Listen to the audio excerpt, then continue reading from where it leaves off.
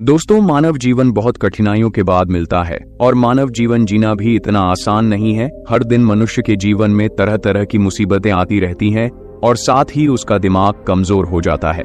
आज की इस कहानी के माध्यम से जानते हैं कि मनुष्यों में ऐसी कौन सी आदतें पाई जाती है जो उनके दिमाग को धीरे धीरे कमजोर करती हैं। मित्रों, दिमाग हमारे शरीर का महत्वपूर्ण अंग है।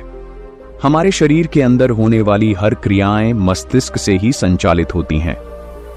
किसी घटना पर हम कोई भी सुझाव देते हैं तो वह केवल और केवल मस्तिष्क के ही कारण हो पाता है। अगर आप अपने किसी भी शरीर के हिस्से या हाथ को मोमबत्ती की तरफ लेकर जाते हैं तो वह आपके हिस्से को जला देती है, लेकिन इसका संदेश सबसे पहले मस्तिष्क तक पहुंचता है और तभी आप अपना हाथ जल्दी से हटा लेते हैं, क्योंकि आपके मस्तिष्क में यह बात आ जाती है कि अगर हाथ को मोमबत्ती के पास ज्यादा समय तक रखा तो हाथ जल जाएगा। यदि व्यक्ति का मस्तिष्क ठीक से काम ना करे तो वह इस दुनिया में जीवन जीने के लायक भी नहीं रह सकेगा। सभी जीवित प्राणियों में मस्तिष्क जन्म से होता है और इसका विकास उम्र के साथ होता रहता है, लेकिन कई बार हमसे जीवन में कुछ ऐसी गलतियां या आदतें बन जाती हैं जो हमारे मस्तिष्क को कमजोर करती हैं, और इन आदतों के लिए कोई और नहीं बल्कि हम स्वयं जिम्मेदार होते हैं। दोस्तों, महात्मा बुद्ध की शिक्षा हर किसी के जीवन को नई दिशा दे सकती है। एक समय की बात है, महात्मा बुद्ध अपने कुछ शिष्यों के साथ यात्रा पर जा रहे थे। चलते चलते वे एक जंगल के में पहुंचे और अंधेरा होने लगा। महात्मा बुद्ध और उनके शिष्यों ने निर्णय लिया कि आज की रात वे यहीं पर बिताएंगे और कल सुबह होते ही आगे की यात्रा पर निकलेंगे।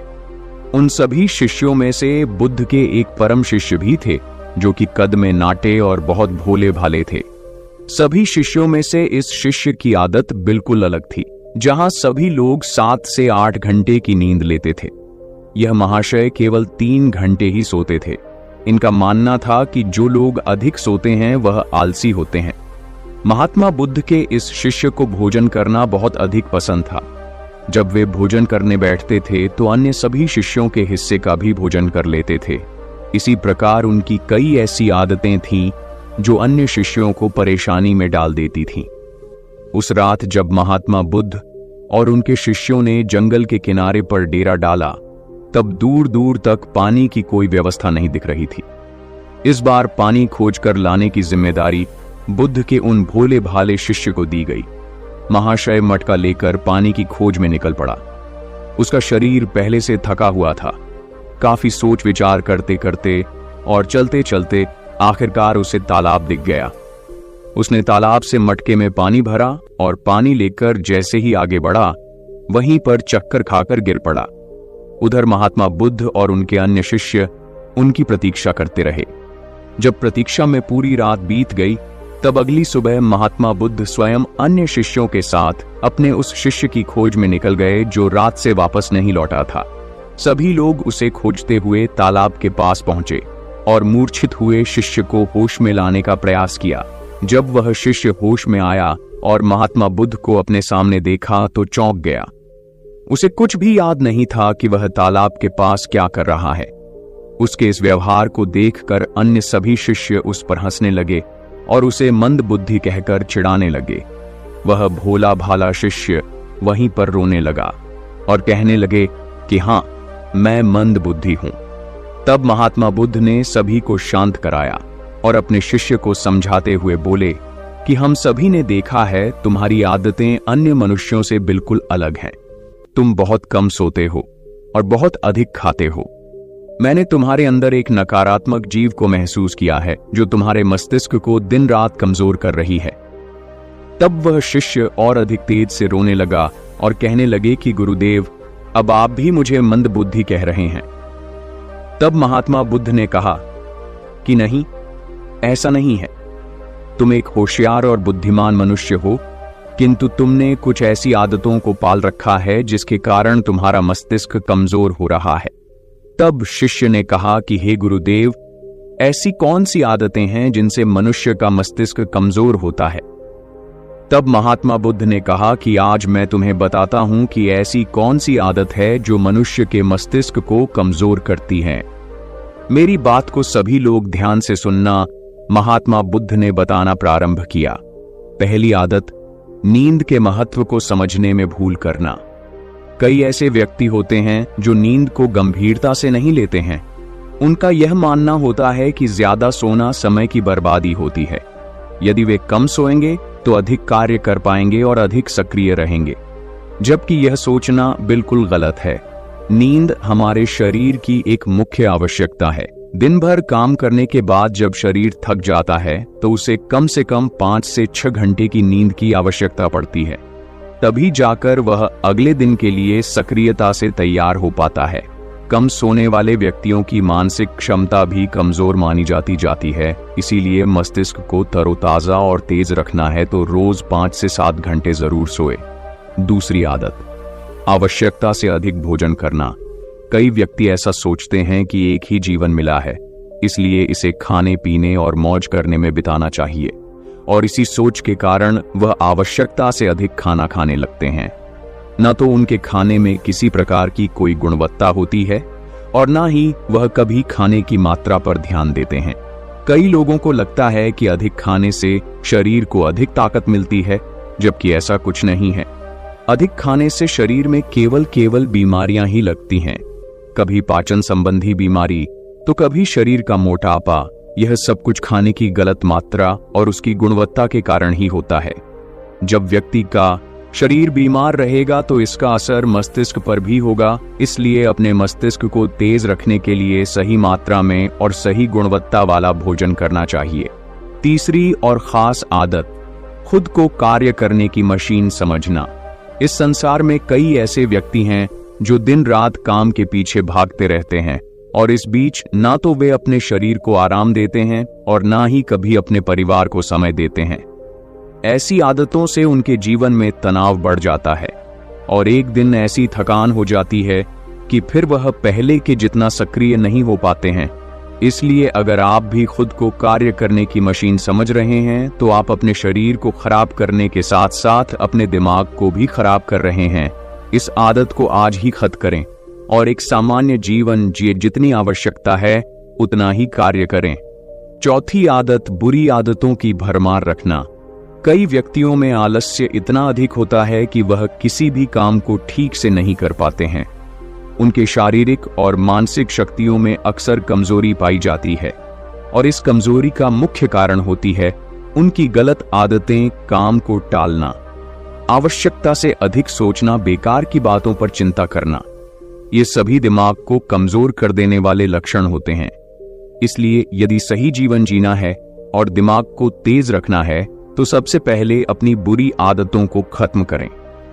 पांचवी आदत, खुद की बुराई और कमजोरी देखना।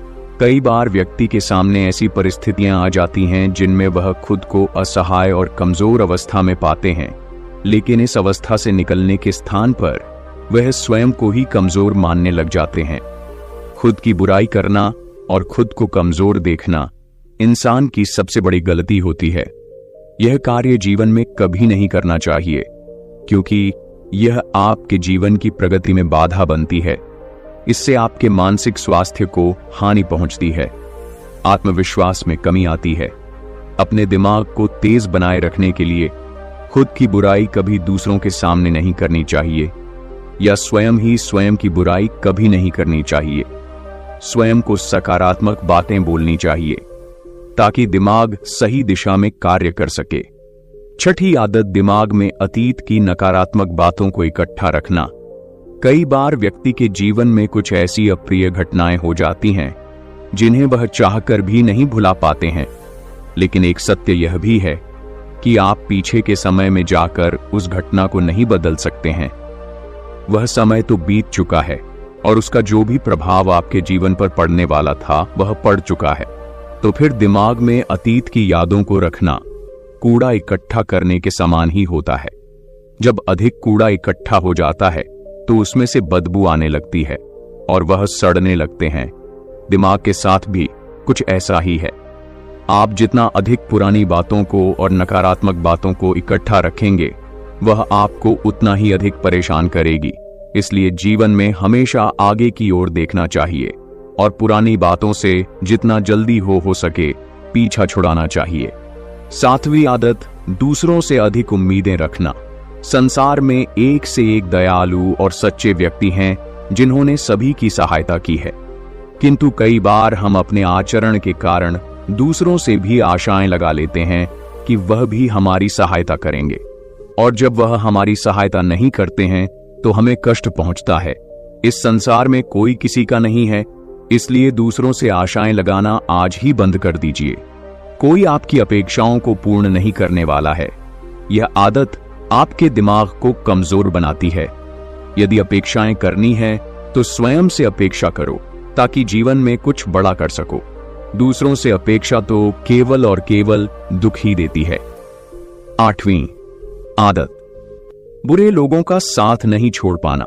हम सब अच्छी तरह से जानते हैं कि हमारे आसपास किस तरह के लोग रहते हैं और उनका हमारे जीवन पर क्या प्रभाव पड़ने वाला है। जब कभी आपको लगे कि किसी का साथ आपको नुकसान पहुंचा रहा है या आपके जीवन को प्रभावित कर रहा है, तो उसे वहीं पर समाप्त कर देना उचित होता है, क्योंकि बुरे लोग आपको कष्ट और नकारात्मकता के अलावा कुछ नहीं देने वाले हैं। ऐसे लोगों से दूरी बनाकर ही जीवन में सफलता पाई जा सकती है, किंतु कई बार ऐसा होता है कि वह हमारे करीबी होते हैं और हम चाहकर भी उनसे पीछा नहीं छुड़ा सकते।